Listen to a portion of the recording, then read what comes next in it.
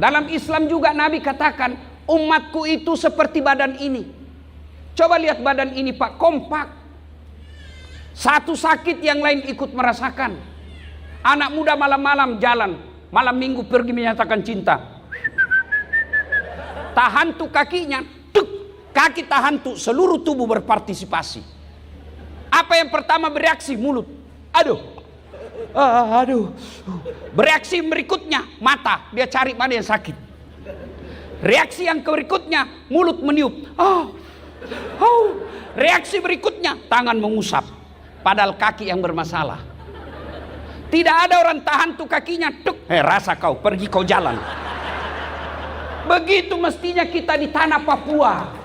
Nanti dalam Islam ini namanya syariah, dalam bernegara namanya hukum. Negara bisa hancur Pak kalau hukum dipermainkan.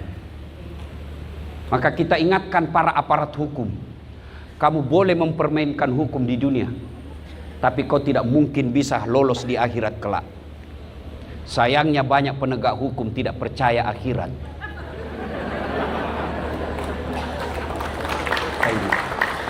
Maka ketika kita mengoreksi, jangan lagi dianggap musuh negara, apalagi sampai diusir keluar. Inilah cara kita. Ini tidak enak didengar, tapi ini bagian dari cinta kita kepada negara. Kenapa kami harus ngomong begini? Anggota DPR tidak ngomong. Coba kalau anggota DPR ngomong, ngapain kita ngurus? Lebih kami dakwah dari masjid ke masjid. Tapi anggota DPR tidak ngomong. Coba kalau anggota DPR ngomong, ketua komisi, ketua fraksi, ketua partai ngomong tentang ketimpangan negara, ngapain mahasiswa turun ke jalan? Lebih baik mereka kuliah baik-baik, sarjana dia kuliahkan, dia bantu orang tuanya. Hari ini kami sembah Tuhanmu, besok kamu lagi sembah Tuhan kami. Aman toh? Bukan Nabi yang jawab Pak Gu, Allah yang langsung jawab. Yaitu surah Al-Kafirun yang sering kita dengar. Lakum dinukum walyadin. Bagimu agamamu, bagiku agamaku. Silahkan lakukan apa yang kamu yakini, kami juga lakukan apa yang kami yakini. Itulah toleransi. Memberikan, mau kau sholat, mau kau akui Tuhanmu 9, Tuhanmu 10, Tuhanmu 1, terserah, saya tidak urusin. Maka kode etik dalam Quran itu dikatakan, jangan kau menghina Tuhan-Tuhan mereka. Itulah toleransi. Bagi saya bukanlah Ustadz mengucapkan Om Swastiastu apa, nanti salah. Ustadz ya tampillah kamu Assalamualaikum warahmatullahi wabarakatuh. Ada pendeta di situ apa? Selamat pagi, salam. Itulah toleransi. Karena kalau semua ucapkan bingung kita, apa agamanya ini orang? Iya kan? Itulah toleransi. Memberikan kebebasan kepada orang menjalankan agamanya. Itulah toleransi. Dalam Islam, Pak Susanto, dalam Islam itu kalau berhubungan ibadah haram. Saya tidak boleh masuk ke gereja lalu bakar lilin. Haram. Kenapa? Itu bagian dari ibadah. Saya tidak boleh masuk ke gereja untuk apa itu? Memuji-muji Tuhan yang ada di situ. Tidak boleh. Kenapa? Karena itu berkaitan ibadah. Tapi kalau saya sekedar datang saja dengar pidatonya Pak Pastor Pendeta, boleh.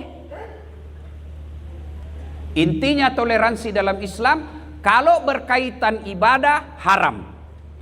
Kalau berkaitan muamalah, hubungan sesama manusia, boleh. Jaga pos ronda, sama-sama kita jaga kerukunan, boleh. Jual beli, boleh. Silakan, itu tidak dilarang dalam agama. Kalau mau perlihatkan bagaimana toleransinya sebuah agama, lihat konstitusinya. Islam jelas. Lakum dinukum walyadin. Apalagi dicontohkan oleh Umar bin Khattab. Ketika penaklukan Palestina sekarang namanya, datanglah Umar bin Khattab masuk ke Palestina.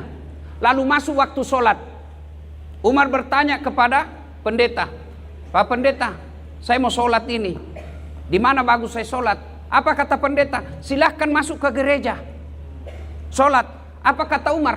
Bukan dilarang saya sholat di gereja ini. Kalau saya sholat di gereja ini, saya takut nanti pasukanku ambil gerejamu. Lebih baik kau tunjukkan saya di mana tempat bagus. Maka ditunjukkanlah oleh Pak Pendeta, itu tempatnya Nabi Isra Mi'raj. Di sini. Maka Nabi Umar bin Khattab perintahkan waktu itu bangun masjid sebagai monumen. Di sini Nabi Isra Mi'raj. Mau lagi lihat bagaimana Islam memperlakukan kaum minoritas. Waktu itu Umar bin Khattab sebagai pemimpin, presiden, Amirul Mukminin namanya sekarang. Ada di depan istananya Amr bin As. Amr bin As ini gubernur. Di depan istananya ada rumah gubuk, mengganggu pemandangannya rumah gubernur. Ini tidak enak ini. Masa rumah gubernur ada gubuk di depannya? Panggil Pimpro. Kalau sekarang, hati-hati Pak Gubernur. Banyak Pimpro itu salah main selisih banyak-banyak. Dan banyak penjilat di depan Pak. Siapa. Oh, hati-hati Pak. Ini biasa ini yang mendorong gubernur masuk penjara Pak. Dipanggil lain kali kita bahas itu. Datanglah itu. Bagaimana caranya supaya digusur itu rumah? Kita bikin masjid lah. Alasan bikin masjid. Panggil si Yahudi, kaum minoritas. Yahudi, ya. Pak Gubernur punya program mau membangun masjid di depan sini. Jual rumahmu. Enggak. Kami ganti untung, bukan ganti rugi. Ganti untung. Misalnya kalau harga rumahmu 10 dirham, kami beli 100 dirham. Nggak mau saya, ini rumahku saya suka. Dalam hatinya kok Pimpro nih banyak juga bicaranya ini. Sudah, mau atau tidak gusur. Gusur rumahnya Pak. Sedih nih orang Yahudi. Maka dia jalan kaki dari Mesir ke Madinah. Ketemu Umar bin Khattab. Waktu itu Umar bin Khattab, jangan bayangkan seperti presiden sekarang ada istananya. Umar bin Khattab lagi tidur di bawah pohon kurma. Tidur seperti ini. Yang bertanya, Tuan, kau tahu Umar bin Khattab? Kenapa? Di mana rumahnya, istananya? Istananya ada rumah yatim piatu. Pengawalnya, fakir miskin dan janda-janda tua. Mana Umar? Ya saya. Oh, ada Umar. Kenapa kamu? Mau melapor ini. Apa lapor? Itu gubernur Amr bin As, dia gusur rumah saya. Kenapa bisa? Katanya mau bangun istana. Saya sudah ditawari ganti untung tapi saya tidak mau. Dia seenak-enaknya saja. Oh begitu? Ya. Kalau begitu kau ambil itu tulang di tempat sampah. Pak Gubernur, Pak Presiden, saya bukan mau cari tulang. Anda usah banyak bicara, ambil aja itu. Ambil itu tulang. Lalu Umar bin Khattab keluarkan pedangnya. Dia gores. Dia gores itu tulang dengan pedangnya, dibungkus. Bawa kamu salam saya sama Amr bin As, sampaikan ada salam dari Umar bin Khattab. Bingung ini. Pak, saya jauh-jauh ini jalan kaki bukan mau bawa tulang. Sudah, kau bawa saja itu, sampaikan salamku sama dia. Pulanglah dia sampai di Gubernur Amr bin As. Pak Gubernur, ya, ini saya melapor dari Umar bin Khattab. Ini ada titipannya. Dibuka bungkusan itu tulang. Begitu dilihat Amr bin As, dia pegang itu tulang, gemetar dia Pak. Jatuh, terkumpul, tersungkur. Saya pura-pura, saya tes Bapak ngantuk atau tidak. Ya, masa tersungkur saya tidak tahu, dokter ini. Dia tambah bingung ini Yahudi Pak. Tambah bingung, apa maksudnya nih? Saya jelaskan kau. Ini teguran keras dari Umar bin Khattab, Bapak Presiden. Apa maksudnya? Itu tulang, apa pesannya? Sekarang kamu jadi gubernur, tapi suatu saat pasti kau jadi tulang. Maka sekarang kau jadi gubernur, berlaku luruslah seperti garis yang ada di tulang itu. Kalau kau tidak mau berlaku lurus, saya pedangku akan luruskan kamu. Begitu? Iya. Panggil kembali kontraktor. Kontraktor bangun kembali. Lalu dia bilang, begitukah keadilan dalam Islam? Iya, saya hilaf. Dia bilang, ambil sudah ini, saya bangun kembali. Itulah keadilan dalam Islam. Bapak pernah dengar ceritanya kontraktor di gubernur, Pak Gubernur? Kontraktor di akhirat. Belum pernah dengar cerita kontraktor di akhirat. Jadi kan ini kontraktor, Pak. Aku SMS antara penghuni surga dan penghuni neraka. Kata penghuni surga, bagaimana kabarmu di situ, Mas Bro? Dia bilang, nggak ada nak jadi sini, di blender terus kita. Nggak ada jam istirahat. Bukannya banyak artis di situ. Dia bilang sudah hancur mukanya di sini. Bagaimana kabarmu di surga? Oh, mantap bro, enak di sini. Bolehkah kami jalan-jalan ke situ? Kata penghuni neraka. Boleh aja sih, tapi bagaimana caranya? Penghuni neraka kan cerdas-cerdas, Pak. Gampang. Maksudmu? Begini, kami bikin jembatan dari neraka, kamu juga bikin jembatan dari surga. Kita ketemu di tengah. Setuju? Setuju. Lelang proyek. Keluar pemenang tender. Waktu pekerjaan 3 hari, Pak Gub. Hari pertama jembatan dari neraka sudah selesai 50%. Hari kedua tuntas 70%. Hari ketiga selesai efisien dan efektif. Sampailah dia di tengah di neraka, dari jembatan neraka. Dia intip dari surga, dari neraka di surga. Kenapa belum selesai? Malah ndak goyang-goyang itu proyeknya. Teriaklah nih dari neraka, Mas Bro, kenapa kau belum mulai proyekmu? Kami dari neraka sudah selesai seperti perjanjian sampai di tengah. Apa kata dari surga? Bagaimana mau dimulai? Kontraktor, pengawas, panitia, pemborong ada semua di situ.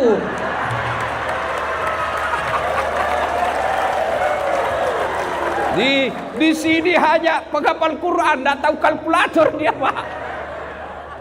Pak Gub, waktu saya cerita ini ketawa lah teman saya anggota DPR. Ketawa dia, Pak. Langsung saya bilang, kau pernah juga dengar anggota DPR di akhirat? Jadi Pak Gubernur, masuklah ini anggota dewan dalam surga. Dilihat sama Pak Imam. Kenapa itu anggota dewan masuk dalam surga? Dia datang protes ke malaikat penjaga surga. Malaikat, kenapa bisa masuk itu? Saya tahu dia korupsi itu waktu di dewan. Apa kata malaikat? Nggak usah kau ribut, dia cuma reses.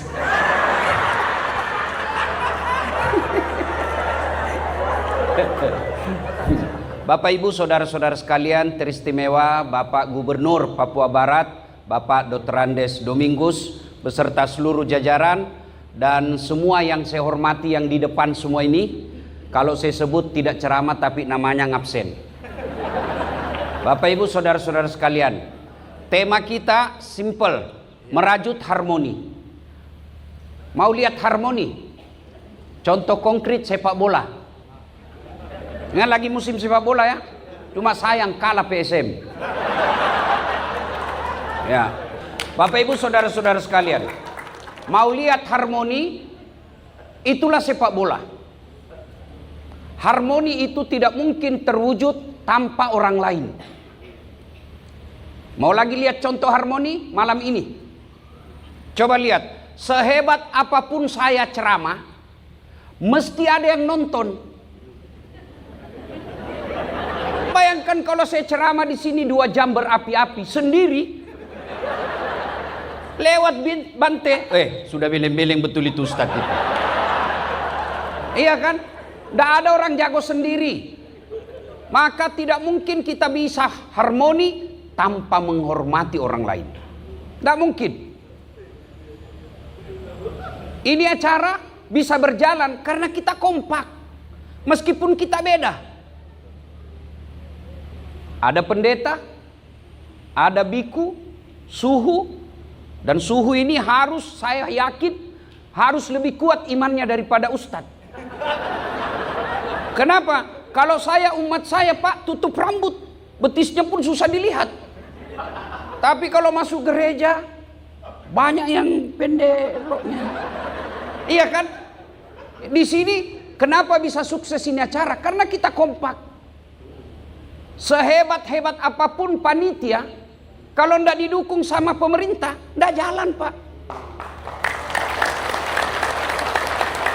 Saya hormat kepada panitia. Sepanjang jalan saya berpikir dari Indonesia, dari Makassar, kenapa pemerintah tidak menggagas ini? Kenapa Departemen Agama tidak menggagas ini? Kenapa mesti digagas oleh istrinya Pak Yanto? Hebat ini Bapak ini, luar biasa ini Bapak. Sudah kaya baik lagi Pak. Tapi biar Bapak kaya kalau pelit, tidak ada gunanya. Alhamdulillah Bapak kaya, dermawan, peduli. Maka jadilah ini acara. Dan acara ini tidak bakal terjadi kalau tidak ada panitia. Biar ada uang, tidak ada panitia, tidak mungkin Pak Yanto pergi urus das atletik. Mesti ada panitia. Biar ada panitia, ada pengusaha, ada keamanan, tidak ada yang datang. Ini contoh harmoni. Maka salah seorang kalau tidak mendukung setiap kegiatan yang bernama toleransi.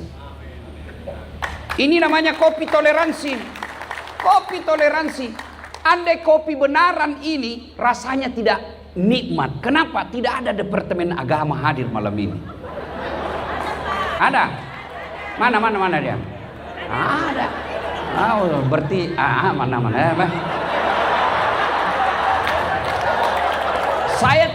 Saya tidak tahu ada karena tidak ada namanya di sini. Iya kan? Inilah toleransi. Ya. Masya Allah. Ada Pak Gubernur. Alhamdulillah. Saya dengar kabar, oh ternyata beliau kepala suku. Betul Pak ya? Biasanya kepala suku itu Pak banyak bininya.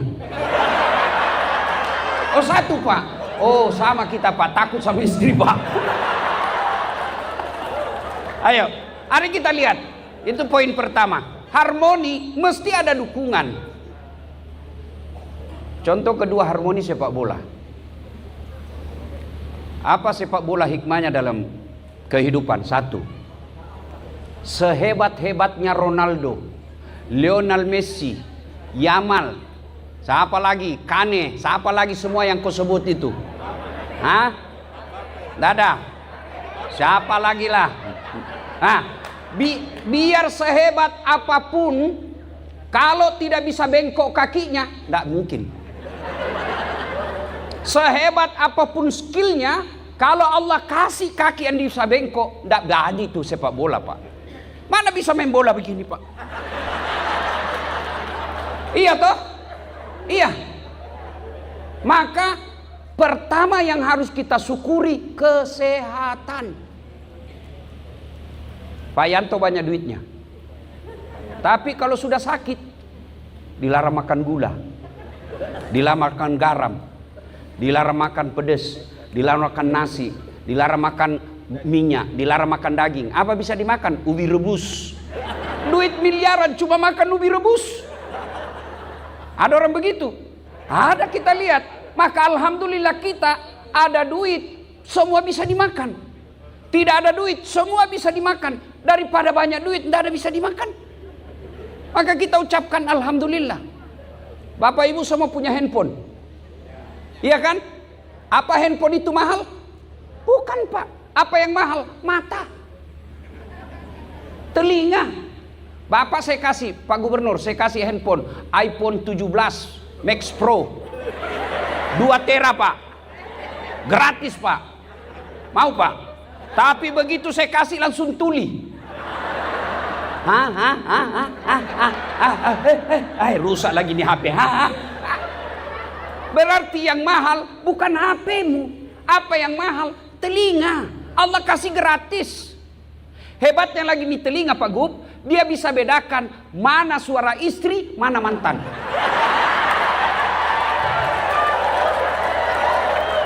Iya toh? Bayangkan kalau tidak bisa dibedakan, dikira istri ternyata mantan Pak. Atau dikira mantan ternyata istri. Disebutlah semua masa lalu dengan mantan, ternyata istri yang terima. Maka kita ucapkan alhamdulillah. Kalau dalam Islam saya tidak tahu, mungkin haleluya lah barangkali.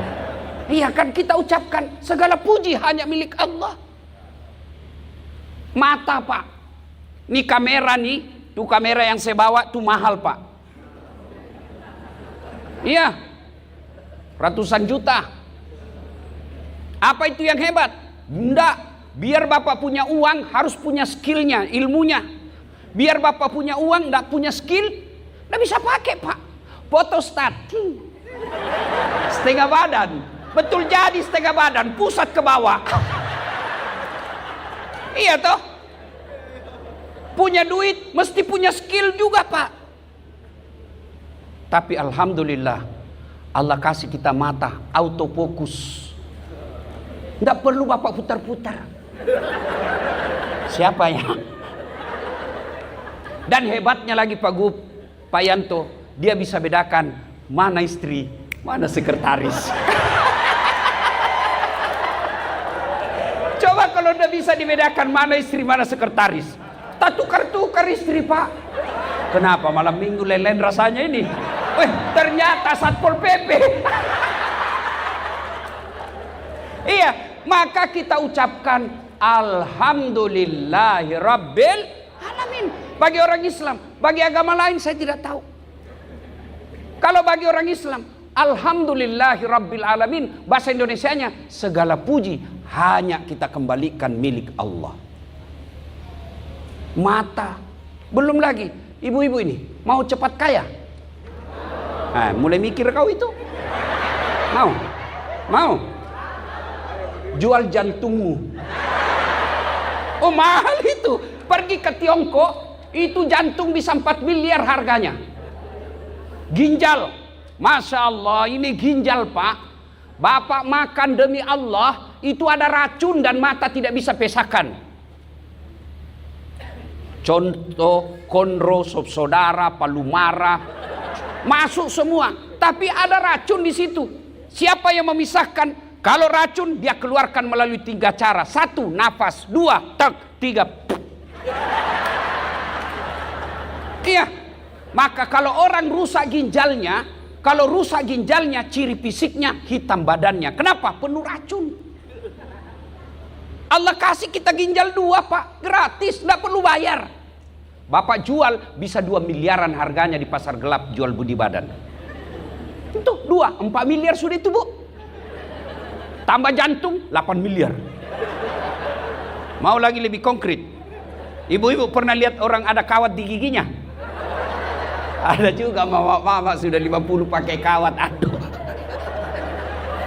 Saya kaget Pak Gub. Saya lagi ngajar public speaking di Unhas, pidato. Tiba-tiba ada mahasiswa saya, pakai kawat gigi. Saya bilang, apa namanya itu, Dek? Behel. Oh, mahal itu. Ini 40 juta, Ustaz. Wih, 1 kali umroh disimpan di giginya, Pak. 1 kali umroh disimpan di giginya, Pak. Saya bilang, Dek, kau kira itu behelmu mahal? Bukan. Apa yang mahal? Gigi. Biar kau mau pasang behel harga 30 juta, 50 juta, 100 juta, tidak ada gigimu. Apa kau mau kawat? Dan hebatnya lagi di gigi, Pak, tumbuh dan panjangnya dibatasi. Pernah tidak Bapak bayangkan bagaimana seandainya gigi tumbuh seperti rambut? Gondrong semua sudah mulut. Tidak bisa lagi jadi pembicara hebat kalau maka kita ucapkan Alhamdulillahirabbil alamin. Dan yang lebih penting setelah sehat, Indonesia kita rukun. Kita rukun. Ini nikmat Allah, Pak. Lihat itu Arab, saudara-saudaraku sesama muslim. Lihat itu Arab, bahasanya cuma satu, bangsanya cuma satu. Arab sampai sekarang masih berkelahi. Di Indonesia, Pak, bahasa kita luar biasa. Di Papua aja berapa bahasa? Di Sulawesi Selatan bahasa berapa bahasa? Di Jawa berapa bahasa? Agama kita beda-beda, suku kita beda-beda. Alhamdulillah kita bisa rukun. Maka saya heran kalau ada anggota DPR pergi reses studi banding kerukunan, pret. Ngapain kau pergi luar negeri kerukunan? Mereka yang harus belajar kerukunan di Indonesia. Makanya ada lagu dari kecil, dari Sabang sampai Merauke berjajar pulau-pulau, sambung menyambung menjadi satu, itulah Indonesia.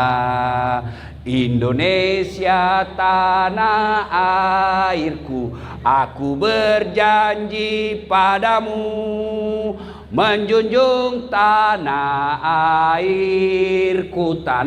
airku Indonesia. Itu lagu-lagu dulu Pak, diajarkan ke anak-anak kita.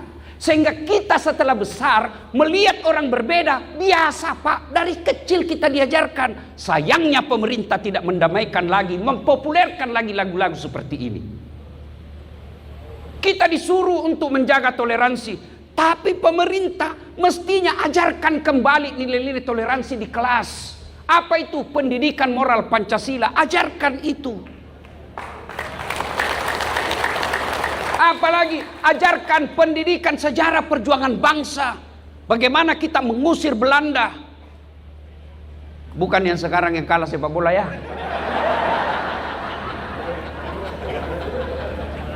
Anak-anak kita dulu Pak kan aja lagu-lagu kebangsaan. Garuda Pancasila, akulah pendukungmu. Kalau sekarang hilang lagu-lagu anak-anak kita apa Pak? Masih kecil. Aduh, tak boleh balik, tak boleh balik. Apa lagu? Apa itu tak boleh balik, tak boleh balik? Cikampek, Tasikmalaya, aku capek gara-gara dia pret. Apa itu gunanya itu? Nyanyi pula ibu-ibunya, putar ke kiri nona, putar lagi ke kanan. Apa sama kode apa itu kiri kanan, kiri kanan? Apa ibu ketawa karena ibu suka lakukan juga itu. Ya, maka Bapak Ibu saudara-saudara sekalian, kita bersyukur kepada Allah karena kita sehat dan aman. Maka setiap kita wajib memelihara keamanan ini. Mari kita lihat lagi dunia sepak bola. Sehebat-hebatnya Lionel Messi, kalau tidak didukung oleh 10 temannya, tidak jago Pak. Sehebat-hebatnya Lionel Messi, meskipun lawan PSM 11 orang remuk Pak, hancur itu Lionel Messi Pak. Artinya apa? Orang Pak, kalau dia lemah, tidak jago sekalipun, kalau dia kompak pasti kuat. PSM tidak pernah masuk Piala Dunia Pak, tapi coba suruh lawan Lionel Messi sendiri, remuk Pak dia Pak. Tak mungkin dia kejar sana lagi. Sesak napas Pak. Iya toh. Maka kita mesti kompak. Untuk apa? Kuat. Mau lagi lihat hebatnya itu persatuan. Coba lihat itu. Ini jari-jari. Kalau dia sendiri Pak, apa yang dia bisa lakukan? Paling jari kelingking. Apa? Seksi kebersihan. Tapi kalau dia kompak 5, jaga. Kau ganggu istriku, saya tinju kepalamu. Maka kompak Pak. Kekuatan kita di Indonesia persatuan. Itulah sebabnya pendiri Republik Indonesia ini menulis dalam konstitusi kita, disebut pembukaan Undang-Undang Dasar. Di alinea terakhir ada 5 panca, namanya Pancasila. 5 di antara Pancasila itu, yang ketiga persatuan Indonesia. Saudaraku kaum muslimin, kalau ada yang mengatakan ini Islam Indonesia ini negara togut, sini saya ajarkan kau bagaimana Islam di Indonesia. Kita bersyukur di Indonesia. Coba lihat saudara-saudaraku kaum muslim, tidak adalah kenyamanan nikmat beragama seperti di Indonesia. Kau di Malaysia, di situ ditulis Malaysia adalah kerajaan Islam. Asasnya apa? Berdasarkan mazhabnya Syafi'i. Kau mau ceramah, belum tentu kau bisa ceramah kalau tidak ada izin dari negara. Namanya permit. Di Indonesia, baru artis 30 tahun maksiat, tiba-tiba hijrah pelihara jenggot, jingkrang. Baru 2 tahun belajar agama, dia kafir-kafirkan kita karena beda mazhab. Kayak dia panitia hari kiamat. Nyata. Indonesia alhamdulillah. Indonesia itu sila ketiga, itu implementasi dari ayat wa'tasimu bihablillahi jami'a wa la tafarraqu. Berpegang teguhlah engkau kepada tali persaudaraan agama Allah dan janganlah engkau bercerai-berai. Dalam Islam juga Nabi katakan, umatku itu seperti badan ini. Coba lihat badan ini Pak, kompak. Satu sakit yang lain ikut merasakan. Anak muda malam-malam jalan, malam minggu pergi menyatakan cinta. Tahan tuh kakinya, tuk, kaki tahan tuh, seluruh tubuh berpartisipasi. Apa yang pertama bereaksi? Mulut. Aduh. Aduh. Bereaksi berikutnya mata, dia cari mana yang sakit. Reaksi yang berikutnya mulut meniup. Reaksi berikutnya tangan mengusap. Padahal kaki yang bermasalah. Tidak ada orang tahan tuh kakinya, tuk. Rasa kau, pergi kau jalan. Begitu mestinya kita di tanah Papua. Satu sakit, yang satu merasakan, yang lain ikut merasakan sakit. Secara spesifik di tanah Papua, secara menyeluruh bangsa Indonesia. Ada yang menghina kita, yang lain ikut merasa terhina.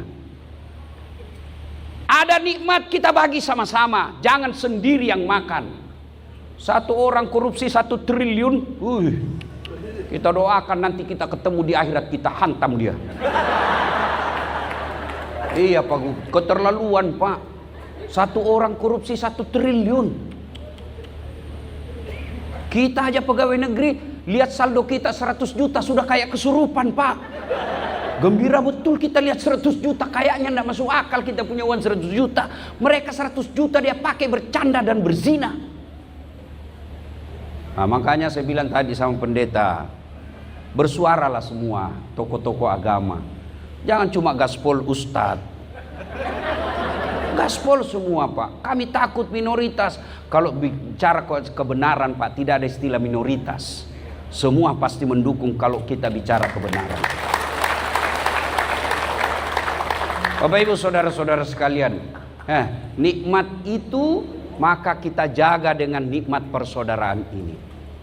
Bagaimana cara memeliharanya? Ya seperti inilah Pak. Kita datang alhamdulillah. Maka saya berharap, karena ini saya lihat volume 3, kepada panitianya kita doakan Pak Yanto beserta keluarga dan bisnisnya sukses, makin lancar usahanya, supaya bisa pindah lagi ke provinsi lain. Dan insya Allah Pak, tidak ada orang bangkrut kalau untuk kebaikan Pak. Tidak ada. Yang bangkrut gara-gara selingkuh, diperas Pak sama pacarnya. Kalau kau tidak belikan saya ini, saya share ini di Facebook, hancurlah kita Pak. Tapi kalau untuk derma Pak, tidak ada orang bangkrut. Dan ini yang dinikmati hartanya Bapak. Banyak orang nikmati. Kalau kaya pelit, tidak ada gunanya Pak. Jangankan mati, hidup aja orang masih doakan kita Pak, kalau kita pelit. Kalau orang dermawan Pak, sudah mati pun orang masih ingat. Doakan dulu ini, baik dulu waktu hidup di dunia, selalu sponsor acara, doakan. Padahal sudah 10 tahun meninggal orang masih ingat. Tapi kalau pelit Pak, masih hidup didoakan sial. Lewat mobilnya, mudah-mudahan tabrakan, pelit betul. Alhamdulillah Bapak Ibu saudara-saudara sekalian. Ayo kemudian kita belajar lagi nilai harmonisasi dari sepak bola. Tadi sudah sehat.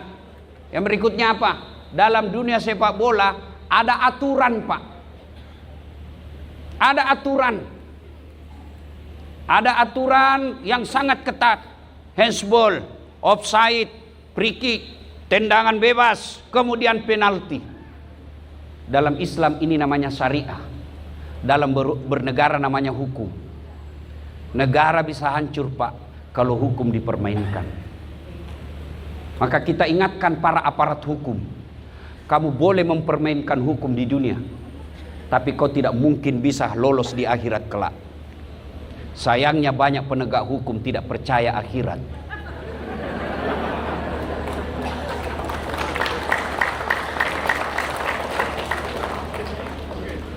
Diceritakan neraka apa, dia bilang kayak datang aja dari neraka. Apa? Maka negara kita 5 sila ini, sila pertamanya ketuhanan yang Maha Esa. Harus percaya sama Tuhan Pak. Bayangkan kalau aparat hukum tidak percaya sama Tuhan, dia bisa gunakan hukum untuk menyiksa masyarakatnya. Kita kecewa tentu. Aparat hukum kelihatan menyimpan duit. Kita kecewa, tapi tidak berarti itu penyebabnya kita benci kepada negara kita. Apa boleh buat? Kita sebagai rakyat biasa tidak bisa berbuat apa-apa. Maka saya mengajak kepada kita semua, tidak usah kita permalukan mereka. Mari kita mulai dari rumah tangga kita masing-masing. Bermula dari mana? Anak kita kalau dididik dengan baik, seperti saya ketemu anak Papua tadi, saya ajak kau sekolah baik-baik dek. Kau pergi merantau, kalau kau pergi merantau, sekolah kau baik-baik. Tidak ada yang bisa peduli tanah Papua kecuali kalian semua orang Papua yang ada di sini. Ajarkan anak-anak kita. Nah, kau lihat itu nak, aparat hukum tidak bagus seperti itu nak. Saya mau kau jadi jaksa, saya mau jadi polisi, saya mau jadi kau tentara, tapi tentara yang beriman membela negaramu. Tidak baik begitu nak, tidak bagus nak. Maka kau mulai dari dirimu. Kalau rumah tangga semua berhasil mendidik anaknya menjadi anak baik, Pak, negara kita aman. Gimana anak-anak kita mau baik? Pilkada aja kita minta wane piro. Kita makan uang serangan fajar. Sebelum kampanye, sebelum pilkada, pilpres, saya kemana-mana tabligh akbar. Jangan terima uang sogok. Kau tidak akan kaya dengan 300.000 dan kau tidak akan miskin dengan menolak 300.000. Tapi 300.000 itu kalau kau terima menentukan masa depan bangsamu. Dan kau lihat hasilnya anggota DPR yang menyogok, lihat hasilnya. Orang lagi susah cari lapangan kerja dia joget-joget. Tan tan tan tan tan tan. Sudah dihancurkan rumahnya, semua aparat negara, petinggi-petinggi negara taubat lagi. Sudah itu kesurupan lagi. Maka kita mulai dari rumah kita masing-masing. Bapak-bapak, mulai dari diri kita masing-masing. Pemilu adalah modal utama mendirikan negara ini. Memperbaiki negara ini bagi kita negara demokrasi bermula dari pilkada, pilcaleg dan pilpres. Jangan terima uang sogok politik. Jangan kau terima serangan fajar. Tapi apa dia bilang? Ini bukan serangan fajar Ustadz, ini sedekah subuh. Pret. Sudah habis waktu. Ya, hukum. Kemudian itu tadi hukum. Hukum itu dalam Islam namanya syariat. Ada wasit. Kalau wasit tidak adil, pasti rusuh pertandingan. Siapa wasit dalam Islam? Ini namanya imam atau pemimpin. Kalau pemimpin tidak adil, itu potensi menyebabkan kerusuhan. Kebebasan belum tentu orang bisa Pak rusuh kalau dibatasi kebebasannya. Tapi ketika tidak ada keadilan bisa rusuh. Mau contoh, dalam penjara itu tidak ada kebebasan dalam penjara Pak. Tapi mereka tidak ribut. Tapi kapan di penjara ribut? Kalau ada satu dikasih kopi, ada satu dikasih tempat tidur, ada satu dikasih AC, diperlakukan khusus, tidak adil, biasa ribut, bakar penjara. Maka keadilan ini penting. Maka dalam Islam, kalau khutbah Jumat selalu disampaikan, berlaku adillah mulai dari berpikirmu. Berpikir sudah adil Pak. Adil ini sangat penting. Ketika tidak adil, maka kehancuran pasti akan tertimpa. Sayangnya, sila keadilan sosial bagi seluruh rakyat Indonesia baru sekedar konstitusi tertulis, belum implementasi. Cuma kalau kita bicara begini dianggap musuh negara. Bukan, kami cinta negara Pak. Bagaimana kami mencintai negara? Kami koreksi ketika salah, diluruskan. Bukan kami benci, tapi kita luruskan. Kenapa? Karena kami ingin negara ini baik. Di sini kami hidup, di sini kita mencari nafkah, di sini kami berdakwah, di sini kami ingin dikubur secara terhormat di tanah Indonesia ini. Maka ketika kita mengoreksi, jangan lagi dianggap musuh negara, apalagi sampai diusir keluar. Inilah cara kita. Ini tidak enak didengar, tapi ini bagian dari cinta kita kepada negara. Kenapa kami harus ngomong begini? Anggota DPR tidak ngomong. Coba kalau anggota DPR nongol, ngapain kita ngurus? Lebih kami dakwah dari masjid ke masjid. Tapi anggota DPR tidak ngomong. Coba kalau anggota DPR ngomong, ketua komisi, ketua praksi, ketua partai ngomong tentang ketimpangan negara. Ngapain mahasiswa turun ke jalan? Lebih baik mereka kuliah baik-baik, sarjana dia kuliahkan, dia bantu orang tuanya. Bapak ibu saudara-saudara sekalian, pada akhirnya kerukunan bukan slogan, tapi kebutuhan kita semua. Kerukunan, harmoni bukan sekedar ucapan, tapi memang harus kita laksanakan karena semua kita membutuhkannya, apapun agama, suku dan bangsamu. Demikian sebagai pengantar, mudah-mudahan ada manfaat. Terima kasih.